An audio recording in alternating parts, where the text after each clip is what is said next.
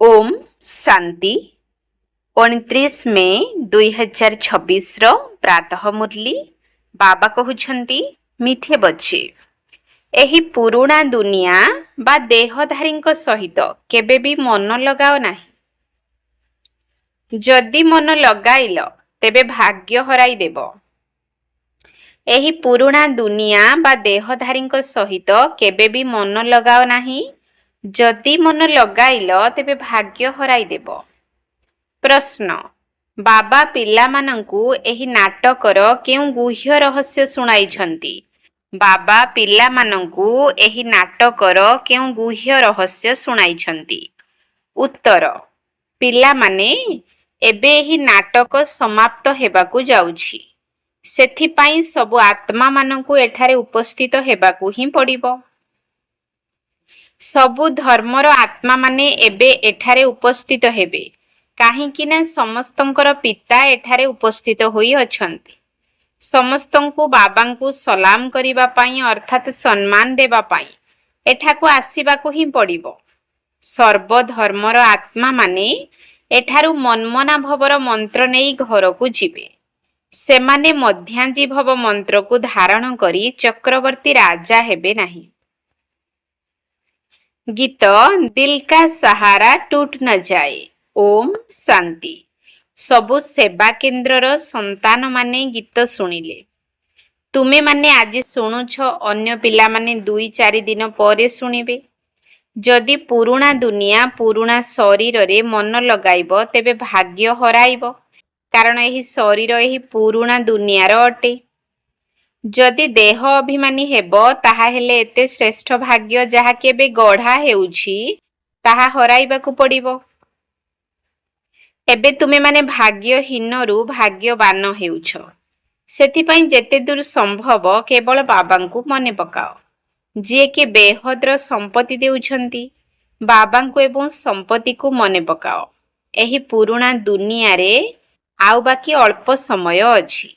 एही समय भितरे तुमको पुरुषार्थ करी सर्वगुण संपन्न निश्चित हेबाकु पड़िबो। बहुत अछंती जे माने पवित्र भी रहुछंती, आउ केही केही बारंबार विकारग्रस्त होई जाउछंती। बाबा कहउछंती तुमको बाबांग सहित सेवारे साथी हेबा उचित। एहा बहुत बड़ सेवा। एते बड़ दुनिया को पतितरु पावन करिबाकु हेबो। एमिति भी नुहे जे समस्ते बाबांकु सहयोग करिवे। जेउमाने कल्प पूर्वरु सहयोग देइथिले ब्राह्मण कुलभूषण ब्रह्मा कुमार कुमारी होइछंती, सेही माने ही बुद्धिमान हेबे। प्रजापिता ब्रह्मांकर नामर तो गायन रहिछि। ब्रह्मांकर संतान मानंकु निश्चित ब्रह्मा कुमार बा कुमारी ही कुहाजिबो। तेबे सेमाने अतीतरे थिले निश्चित। आदि देव आदि देवींकु मध्य मने पकाउछंती। जेउ जिनिस अतीतरे थिला ताहा पुणी निश्चित हेबो। एही कथा तुमी जानिछ। सत्य जुग थिला पुणी अतिबाहित होई जाइछि। सेठारे आदि सनातन देवी देवता मानकर राज्य थिला, जहा कि एबे नाही। देवी देवता माने जेउ माने कि पवित्र प्रवृत्ति मार्गर थिले सेमाने राजत्व करुथिले। सेमाने एबे 84 जन्मर शेषरे अछंती। एबे ना सेमाने पवित्र अछंती ना तांकर सेही राजत्व अछि। पतित होई जाइछंती। पुणी बाबा आसिछंती पावन करिबा पाई। कहउछंती पतित मानक सहित बुद्धि जोग लगाओ नाही, केवल एकमात्र बाबांकु मने पकाओ। तुमे जानिछ आमे बाबांक मतरे चाली बाबांक ठारु संपत्ति नेउछु। किपरि संपत्ति पाइबाकु हेबो ताहार उपाय मध्य बाबा सुनाउछंती। मनुष्य तो अनेक प्रकारर उपाय मान रचना करुछंती। केही भी विज्ञानर अहंकारी तो केही डाक्तरी विद्यार अहंकारी अछंती। खबर कागज रे लेखुछंती मनुष्यर हार्ट जदि खराब होई जाए तेबे आउ गोटिए प्लास्टिक रो हार्ट तैयारी करी लगाई पारि। असली को बाहर करी नकली को चलाउछंती। एहा मध्य केते बड़ दक्षता अटे। एहा हेला अल्प कालर सुख पाइबा पाई। काली जदि मरी जीव तेबे शरीर तो पाउंस होई जीव। प्राप्ति तो किछि हेउ नाही, अल्प काल पाई मिलिला। विज्ञान द्वारा बहुत किछि चमत्कार करी देखाउछंती, ताहा मध्य अल्प काल पाई। ଏଠାରେ ତ ବିଲକୁଲ ଅଲଗା କଥା। ପବିତ୍ର ଆତ୍ମା 84 ଜନ୍ମ ନେଇ ଏବେ ପତିତ ହୋଇଯାଇଛି। ସେହି ପତିତ ଆତ୍ମାଙ୍କୁ କେବଳ ବାବାଙ୍କ ବିନା ଆଉ କେହି ପୁଣି ପବିତ୍ର କରିପାରିବେ ନାହିଁ। ସେହି ଜଣଙ୍କର ହିଁ ଗାୟନ ରହିଛି। ସେ ସମସ୍ତଙ୍କର ପତିତ ପାବନ, ସମସ୍ତଙ୍କର ସଦ୍ଗତି ଦାତା, ସମସ୍ତଙ୍କ ଉପରେ ଦୟା ଦୃଷ୍ଟି ରଖିଲା ବାଲା, ସର୍ବୋଦୟା ଲିଡର ଅର୍ଥାତ୍ ସମସ୍ତଙ୍କ ଉପରେ ଦୟା କଲା ବାଲା ଅଟନ୍ତି।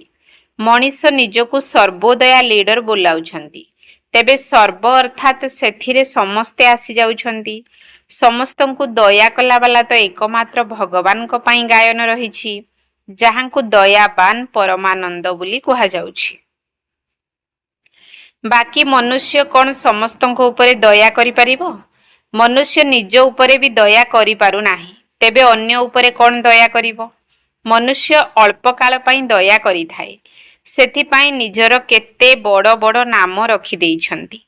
ଏବେ ବାବା କହୁଛନ୍ତି ତୁମକୁ ସଦା ସୁଖୀ ଏବଂ ସଦା ସମ୍ପତ୍ତିବାନ ହେବା ପାଇଁ କେତେ ସହଜ ଉପାୟ ବତାଉଛି। ଉପାୟ ତ ବିଲକୁଲ ସହଜ, କେବଳ ମୋତେ ମନେ ପକାଅ। କାହିଁକି ନା ତୁମେ ମୋତେ ହିଁ ଭୁଲି ଯାଇଛ। ସତ୍ୟ ଯୁଗରେ ତ ତୁମେ ସୁଖୀ ରହୁଛ, ସେଥିପାଇଁ ମୋତେ ମନେ ପକାଉ ନାହଁ। ତୁମର 84 ଜନ୍ମର ଇତିହାସ ଭୂଗୋଳ ତୁମକୁ ଶୁଣାଇ ଦେଇଛି। ତୁମେ ଏହିଭଳି ରାଜ୍ୟ କରୁଥିଲ, ସଦା ସୁଖୀ ଥିଲ। ପୁଣି ଦିନକୁ ଦିନ ତଳକୁ ଖସି ଖସି ତମୁ ପ୍ରଧାନ ଦୁଃଖୀ ପତିତ ହୋଇଯାଇଛ। ଏବେ ବାବା ପୁନର୍ବାର ତୁମ ପିଲାମାନଙ୍କୁ କଳ୍ପ ପୂର୍ବ ଭଳି ସମ୍ପତ୍ତି ଦେଉଛନ୍ତି। ଯେଉଁମାନେ କଳ୍ପ କଳ୍ପ ଆସି ସମ୍ପତ୍ତି ନେଉଛନ୍ତି, ସେମାନେ ଶ୍ରୀମତରେ ଚାଲୁଛନ୍ତି। ଶ୍ରୀମତ ହିଁ ହେଉଛି ବାପ ଦାଦାଙ୍କର ମତ। ତାଙ୍କ ଛଡ଼ା ଶ୍ରୀମତ କେଉଁଠୁ ମିଳିବ? ବାବା କହୁଛନ୍ତି ତୁମେ ବିଚାର କର, ଏହି ଦକ୍ଷତା କାହା ପାଖରେ ଅଛି? କାହା ପାଖରେ ନାହିଁ। କାହାକୁ ବିଶ୍ୱର ମାଲିକ କରିବା, ତାର ଉପାୟ ବାବା ହିଁ ଶୁଣାଉଛନ୍ତି। କହୁଛନ୍ତି ଏହା ଛଡ଼ା ଆଉ କୌଣସି ଉପାୟ ନାହିଁ। ପତିତ ପାବନ ବାବା ହିଁ ଉଚ୍ଚ ପଦ ପାଇବା ପାଇଁ ଜ୍ଞାନ ଦେଉଛନ୍ତି। ଏମିତି ନୁହେଁ ଯେ କେବଳ ସୃଷ୍ଟିଚକ୍ରର ଜ୍ଞାନକୁ ଜାଣିଗଲେ ତୁମେ ପବିତ୍ର ହୋଇଯିବ। ବାବା କହୁଛନ୍ତି ମୋତେ ମନେ ପକାଅ। ଏହି ଯୋଗ ଅଗ୍ନି ଦ୍ୱାରା ତୁମର ଆତ୍ମା ରୂପୀ କଳସୀ, ଯାହାକି ପାପରେ ପୂର୍ଣ୍ଣ ହୋଇଯାଇଛି, ତାହା ପବିତ୍ର ହୋଇଯିବ। ବାବା କହୁଛନ୍ତି ତୁମେ ହିଁ 84 ଜନ୍ମ ନେଇ ନେଇ ବହୁତ ପତିତ ହୋଇଯାଇଛ। ଆଜିକାଲି ତ ପୁଣି ନିଜକୁ ଶିବୋହମ୍ ତତ୍ତ୍ୱମ୍ କହିଦେଉଛନ୍ତି, ନଚେତ୍ କହୁଛନ୍ତି ତୁମେ ପରମାତ୍ମାଙ୍କର ରୂପ, ଆତ୍ମା ହିଁ ପରମାତ୍ମା ଅଟେ। ଏବେ ବାବା ଆସିଛନ୍ତି। ତୁମେ ଜାଣିଛ ସମସ୍ତଙ୍କୁ ଶିବ ବାବାଙ୍କର ପରିଚୟ ଦେବାକୁ ହେବ। ସମସ୍ତଙ୍କର ସଦ୍ଗତି ଦାତା କେବଳ ଏକା ପରମପିତା ପରମାତ୍ମା ହିଁ ଅଟନ୍ତି। ଶିବଙ୍କର ମନ୍ଦିର ଅଲଗା ତିଆରି ହେଉଛି, ଶଙ୍କରଙ୍କର ରୂପ ହିଁ ଅଲଗା ଅଟେ। ପ୍ରଦର୍ଶନୀରେ ମଧ୍ୟ ଦେଖାଇବାକୁ ପଡ଼ିଥାଏ। ଶିବ ନିରାକାର, ଶଙ୍କର ଆକାରୀ ଦେବତା ଅଟନ୍ତି। କୃଷ୍ଣ ତ ପୁଣି ସାକାରୀ ଅଟନ୍ତି। ତାଙ୍କ ସହିତ ରାଧାଙ୍କୁ ଦେଖାଇବା ଠିକ୍ ହେବ।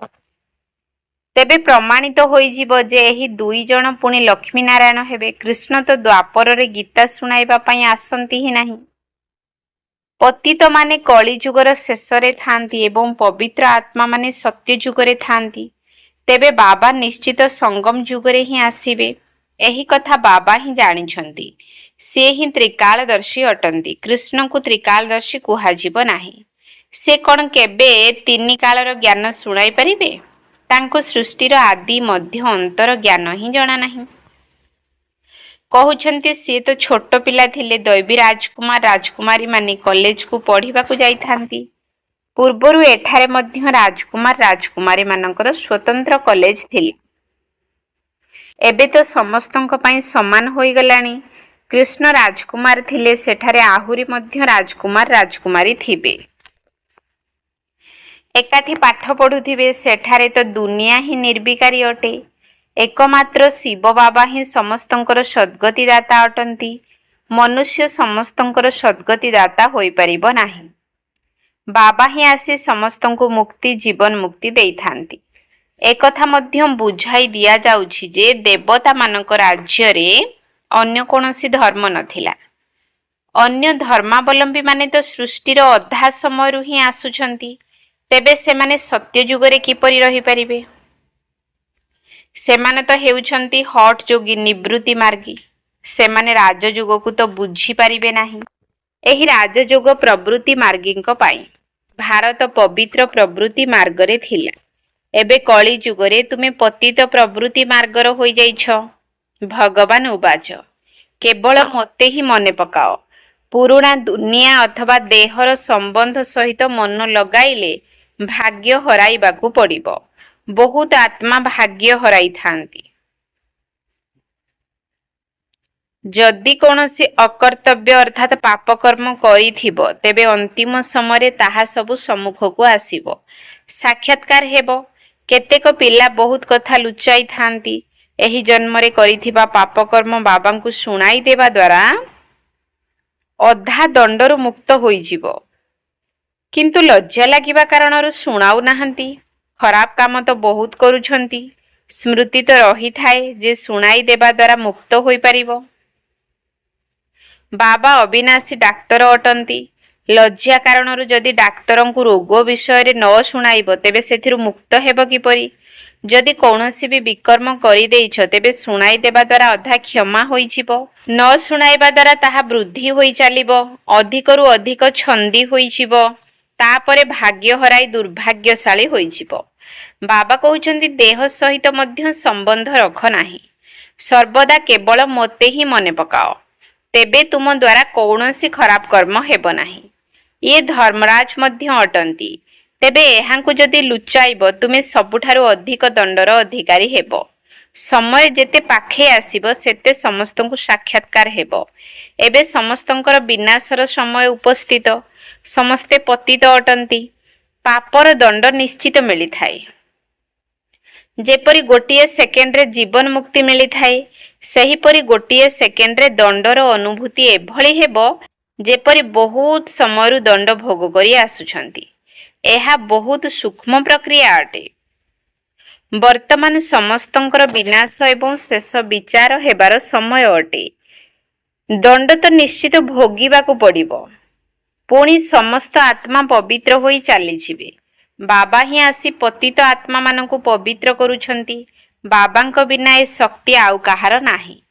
63 ଜନ୍ମ ପାପ କରି କରି ଏବେ ତୁମର ପାପର କଳସୀ ପୂର୍ଣ୍ଣ ହୋଇଗଲାଣି। ମାୟାର ଗ୍ରହଣ ସମସ୍ତଙ୍କୁ ଲାଗିଯାଇଛି। ସବୁଠାରୁ ବଡ଼ ଗ୍ରହଣ ତୁମ ଉପରେ ଲାଗିଛି। ସର୍ବଗୁଣ ସମ୍ପନ୍ନ ତୁମେ ହିଁ ଥିଲ ଏବଂ ଗ୍ରହଣ ମଧ୍ୟ ତୁମକୁ ଲାଗିଛି। ଜ୍ଞାନ ମଧ୍ୟ ଏବେ ତୁମ ପିଲାମାନଙ୍କୁ ମିଳିଛି। ବାବା ଶୁଣାଉଛନ୍ତି, ତୁମେମାନେ ଭାରତର ମାଲିକ ଥିଲ ଏବଂ 84 ଜନ୍ମ ମଧ୍ୟ ତୁମେମାନେ ହିଁ ଭୋଗ କରିଛ। ବାବା କିପରି ସିଧାସଳଖ ଭାବରେ ଶୁଣାଉଛନ୍ତି କି ତୁମେମାନେ ବାସ୍ତବରେ ଦେବୀ ଦେବତା ଧର୍ମର ଥିଲ। ପୁଣି ପତିତ ହେବା କାରଣରୁ ନିଜକୁ ହିନ୍ଦୁ କହୁଛ। ହିନ୍ଦୁ ଧର୍ମ ତ କେହି ସ୍ଥାପନା କରିନାହାନ୍ତି। ମଠ ପନ୍ଥ ମାନଙ୍କର ରାଜବଂଶ କୁହାଯିବ ନାହିଁ। ରାଜବଂଶ ରାଜାମାନଙ୍କର ହୋଇଥାଏ। ଲକ୍ଷ୍ମୀ ନାରାୟଣ ଦି ଫାଷ୍ଟ, ସେକେଣ୍ଡ, ଥାର୍ଡ ଏହିଭଳି ରାଜତ୍ୱ ଚାଲିଥାଏ। ଏକଥା ମଧ୍ୟ ନିଶ୍ଚିତ ଯେ ପବିତ୍ରରୁ ପତିତ ହେବାକୁ ହିଁ ପଡ଼ିବ। ପତିତ ହେବା କାରଣରୁ ନିଜକୁ ଦେବୀ ଦେବତା କହିପାରି ନଥାନ୍ତି। ତୁମେ ବୁଝୁଛ ଯେ ଆମେ ପୂଜ୍ୟ ଆଦି ସନାତନ ଦେବୀ ଦେବତା ଧର୍ମର ଥିଲୁ। ଏବେ ନିଜ ଧର୍ମର ଚିତ୍ରକୁ ହିଁ ପୂଜା କରୁଛନ୍ତି। କେବଳ ଏତିକି ଭୁଲି ଯାଇଛନ୍ତି ଯେ ଆମେ ପୂଜ୍ୟ ଦେବୀ ଦେବତା ଥିଲୁ। ଏବେ ପୂଜାରୀ ହୋଇଯାଇଛୁ। ଏବେ ତୁମେ ଜାଣୁଛ, ବାବା ହିଁ ସମ୍ପତ୍ତି ଦେଇଥିଲେ। ପୁଣି ଯେତେବେଳେ ଆମେ ପତିତ ହେଲୁ, ସେତେବେଳେ ନିଜର ମୂର୍ତ୍ତିକୁ ପୂଜା କରିଲୁ। ନିଜେ ହିଁ ପୂଜ୍ୟ, ନିଜେ ହିଁ ପୂଜାରୀ। ଏହି କଥା ଭାରତବାସୀଙ୍କ ବ୍ୟତୀତ ଅନ୍ୟ କାହା ପାଇଁ କୁହାଯାଇ ପାରିବ ନାହିଁ। ବାବା ହିଁ ଭାରତକୁ ଆସି ପୁନର୍ବାର ସେହିଭଳି ଦେବତା କରିବା ପାଇଁ ଜ୍ଞାନ ଦେଉଛନ୍ତି। ବାକି ସମସ୍ତେ ହିସାବ କିତାବ ଚୁକ୍ତ କରି ଘରକୁ ଫେରିଯିବେ। ଆତ୍ମାମାନେ ସମସ୍ତେ ବାବାଙ୍କୁ ଡାକିବାରେ ଲାଗିଛନ୍ତି, ହେ ଈଶ୍ୱର ପିତା। ଏହା ମଧ୍ୟ ବୁଝିବାର କଥା। ଏହି ସମୟରେ ତୁମର 3 ଜଣ ପିତା ଅଛନ୍ତି। ଜଣେ ହେଲେ ଶିବ ବାବା, ଦ୍ୱିତୀୟରେ ଲୌକିକ ପିତା ଏବଂ ଇଏ ହେଲେ ଅଲୌକିକ ପିତା ପ୍ରଜାପିତା ବ୍ରହ୍ମା। ବାକି ଆଉ ସମସ୍ତଙ୍କର 2 ଜଣ ପିତା ଅଛନ୍ତି, ଲୌକିକ ଏବଂ ପାରଲୌକିକ। ସତ୍ୟ ଯୁଗରେ କେବଳ ଜଣେ ଲୌକିକ ପିତା ହିଁ ଥାନ୍ତି। ସେମାନେ ପାରଲୌକିକ ପିତାଙ୍କୁ ଜାଣନ୍ତି ହିଁ ନାହିଁ। ସେଠାରେ ତ ସୁଖ ହିଁ ସୁଖ। ତେବେ ପାରଲୌକିକ ପିତାଙ୍କୁ କାହିଁକି ସ୍ମରଣ କରିବେ? ଦୁଃଖରେ ସମସ୍ତେ ସ୍ମରଣ କରିଥାନ୍ତି। ଏଠାରେ ପୁଣି ତୁମର 3 ଜଣ ପିତା ତ ହୋଇଯାଉଛନ୍ତି। ଏହା ମଧ୍ୟ ବୁଝିବାର କଥା। ସେଠାରେ ଆତ୍ମ ଅଭିମାନୀ ହୋଇ ରହିଥାନ୍ତି, ପୁଣି ଧୀରେ ଧୀରେ ଦେହ ଅଭିମାନୀ ହୋଇଯାଆନ୍ତି। ଏଠାରେ ତୁମେ ଆତ୍ମ ଅଭିମାନୀ ସହିତ ପରମାତ୍ମ ଅଭିମାନୀ ମଧ୍ୟ ଅଟ। ତୁମର ଶୁଦ୍ଧ ଅଭିମାନ ମଧ୍ୟ ରହିଛି ଯେ ଆମେ ସମସ୍ତେ ବାବାଙ୍କର ସନ୍ତାନ ଅଟୁ। ତାଙ୍କଠାରୁ ସମ୍ପତ୍ତି ନେଉଛୁ। ସିଏ ଆମର ପିତା, ଶିକ୍ଷକ, ସଦ୍ଗୁରୁ ଅଟନ୍ତି। ତାଙ୍କର ଏହି ମହିମା ମଧ୍ୟ ବୁଝାଇବାକୁ ପଡ଼ିବ। ସିଏ ହିଁ ଆସି ସବୁ ପିଲାମାନଙ୍କୁ ସମ୍ପତ୍ତି ଦେଉଛନ୍ତି। ସତ୍ୟ ଯୁଗରେ ତୁମ ପାଖରେ ସମ୍ପତ୍ତି ଥିଲା, ପୁଣି 84 ଜନ୍ମ ଭୋଗ କରି ହରାଇ ଦେଇଛ। ଏବେ ଏହି କଥା ବୁଝାଇବା କେତେ ସହଜ ଅଟେ। ବାବାଙ୍କୁ କୁହାଯାଉଛି ପତିତ ପାବନ, ସମସ୍ତଙ୍କର ସଦ୍ଗତି ଦାତା। ଏହି ଦୁନିଆ ହିଁ ପତିତମାନଙ୍କର ଅଟେ। ତେଣୁ ଏଠାରେ କେହି କାହାର ସଦ୍ଗତି କିପରି କରିପାରିବେ? କେହି ଯଦି ବହୁତ ଶାସ୍ତ୍ର ଆଦି ପଢ଼ିଥାନ୍ତି, ତେବେ ଅନ୍ତମତି ସ୍ୱଗତି ଅର୍ଥାତ୍ ଅନ୍ତିମ ସ୍ଥିତି ଅନୁସାରେ ପରବର୍ତ୍ତୀ ଜନ୍ମ ହୋଇଥାଏ। ପୁଣି ବାଲ୍ୟ ଅବସ୍ଥାରୁ ହିଁ ଶାସ୍ତ୍ର ଆଦି ମୁଖସ୍ଥ ହୋଇଯାଇଥାଏ। ବାବା ତୁମ ପିଲାମାନଙ୍କୁ କେତେ ମିଠା ମିଠା କଥା ଶୁଣାଉଛନ୍ତି। ପିଲାମାନେ, ତୁମେମାନେ ତମ ପ୍ରଧାନ ହୋଇଯାଇଛ। ଏବେ ପୁଣି ବାବାଙ୍କୁ ମନେ ପକାଅ, ତେବେ ବିକାରର ଖାଦ ବାହାରିଯିବ। ଏବେ ନାଟକ ଶେଷ ହେବାକୁ ଯାଉଛି। ସମସ୍ତଙ୍କୁ ଏଠାରେ ଉପସ୍ଥିତ ହେବାକୁ ପଡ଼ିବ। ଯୀଶୁଖ୍ରୀଷ୍ଟ ଆଦି ସମସ୍ତଙ୍କର ଆତ୍ମା ଏହିଠାରେ ଉପସ୍ଥିତ ଅଛନ୍ତି।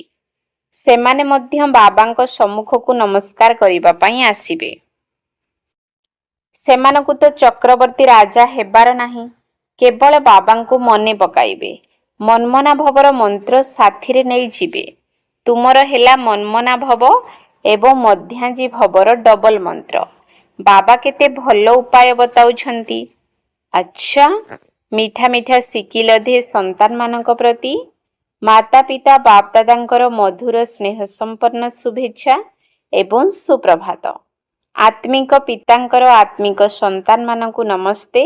ଆତ୍ମିକ ସନ୍ତାନମାନଙ୍କର ଆତ୍ମିକ ବାପ ଦାଦାଙ୍କୁ ନମସ୍ତେ ନମସ୍ତେ ନମସ୍ତେ। ସୁପ୍ରଭାତ। ଧାରଣା ପାଇଁ ମୁଖ୍ୟ ସାର। 1 ନମ୍ବର ପଏଣ୍ଟ। 1ରେ ଏହି ପୁରୁଣା ଦୁନିଆରେ ରହି ପୁରୁଷାର୍ଥ କରି ସର୍ବଗୁଣ ସମ୍ପନ୍ନ ନିଶ୍ଚିତ ହେବାକୁ ପଡ଼ିବ। ଏହି ପୁରୁଣା ଦୁନିଆ ବା ପୁରୁଣା ଶରୀର ସହିତ ମନ ଲଗାଇବାର ନାହିଁ। ଭାଗ୍ୟବାନ ହେବାର ଅଛି। ଏହି ପୁରୁଣା ଦୁନିଆରେ ରହି ପୁରୁଷାର୍ଥ କରି ସର୍ବଗୁଣ ସମ୍ପନ୍ନ ନିଶ୍ଚିତ ହେବାକୁ ପଡ଼ିବ। ଏହି ପୁରୁଣା ଦୁନିଆ ବା ପୁରୁଣା ଶରୀର ସହିତ ମନ ଲଗାଇବାର ନାହିଁ। ଭାଗ୍ୟବାନ ହେବାର ଅଛି। 2 ନମ୍ବର ପଏଣ୍ଟ। ଆତ୍ମ ଅଭିମାନୀ ଏବଂ ପରମାତ୍ମ ଅଭିମାନୀ ହୋଇ ରହିବାକୁ ହେବ। ଏହି ମହାବିନାଶ ସମୟରେ ବାବାଙ୍କୁ କିଛି ବି ଲୁଚାଇବାର ନାହିଁ। ଅବିନାଶୀ ଡାକ୍ତରଙ୍କ ଠାରୁ ସର୍ବଦା ପରାମର୍ଶ ନେବାକୁ ହେବ। ଆତ୍ମ ଅଭିମାନୀ ଏବଂ ପରମାତ୍ମ ଅଭିମାନୀ ହୋଇ ରହିବାକୁ ହେବ। ଏହି ମହାବିନାଶ ସମୟରେ ବାବାଙ୍କୁ କିଛି ବି ଲୁଚାଇବାର ନାହିଁ। ଅବିନାଶୀ ଡାକ୍ତରଙ୍କ ଠାରୁ ସର୍ବଦା ପରାମର୍ଶ ନେବାକୁ ହେବ। ବରଦାନ। ସଙ୍ଗଦୋଷ ଠାରୁ ଦୂରରେ ରହି ସର୍ବଦା ବାବାଙ୍କ ନିକଟରେ ରହିବାର ଭାଗ୍ୟ ପ୍ରାପ୍ତ କରୁଥିବା ପାସ୍ ୱିଥ୍ ଅନର ଭବ। ସଙ୍ଗଦୋଷ ଠାରୁ ଦୂରରେ ରହି ସର୍ବଦା ବାବାଙ୍କ ନିକଟରେ ରହିବାର ଭାଗ୍ୟ ପ୍ରାପ୍ତ କରୁଥିବା ପାସ୍ ୱିଥ୍ ଅନର ଭବ। ଯଦି ବାବାଙ୍କର ପାଖାପାଖି ରହିବାକୁ ଚାହୁଁଛ, ତେବେ ସର୍ବଦା ସବୁ ପ୍ରକାରର ସଙ୍ଗଦୋଷ ଠାରୁ ଦୂରେଇ ରହିବାକୁ ହେବ।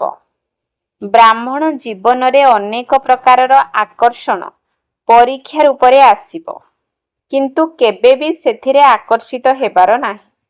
ତେବେ ସଙ୍ଗଦୋଷ ମଧ୍ୟ ଅନେକ ପ୍ରକାରର ଅଛି। ବ୍ୟର୍ଥ ସଂକଳ୍ପର ବା ମାୟାର ଆକର୍ଷଣର ସଂକଳ୍ପର ସଙ୍ଗ, ମିତ୍ର ସମ୍ବନ୍ଧୀମାନଙ୍କର ସଙ୍ଗ, ବାଣୀର ସଙ୍ଗ, ଅର୍ଣ୍ଣଦୋଷର ସଙ୍ଗ, କର୍ମର ସଙ୍ଗ, ଏହି ସମସ୍ତ ସଙ୍ଗଦୋଷ ଗୁଡ଼ିକ ଠାରୁ ନିଜକୁ ସୁରକ୍ଷିତ ରଖିବା ବାଲା ହିଁ ପାସ୍ ୱିଥ୍ ଅନର ଅର୍ଥାତ୍ ସମ୍ମାନର ସହିତ ଉତ୍ତୀର୍ଣ୍ଣ ହୋଇଥାନ୍ତି। ସ୍ଲୋଗାନ। ଯଦି ତୁମେ ଫରିସ୍ତା ହୋଇଯିବ, ତେବେ ପରିସ୍ଥିତି ଗୁଡ଼ିକରେ ନିଜେ ବାବା ତୁମର ଛତ୍ରଛାୟା ହୋଇଯିବେ। ଯଦି ତୁମେ ଫରିସ୍ତା ହୋଇଯିବ, ତେବେ ପରିସ୍ଥିତି ଗୁଡ଼ିକରେ ନିଜେ ବାବା ତୁମର ଛତ୍ରଛାୟା ହୋଇଯିବେ। ଅବ୍ୟକ୍ତ ଇଶାରା। ସର୍ବଦା ଅଚଳ, ଅଟଳ ଏବଂ ଏକରସ ସ୍ଥିତିର ଅନୁଭବ କର।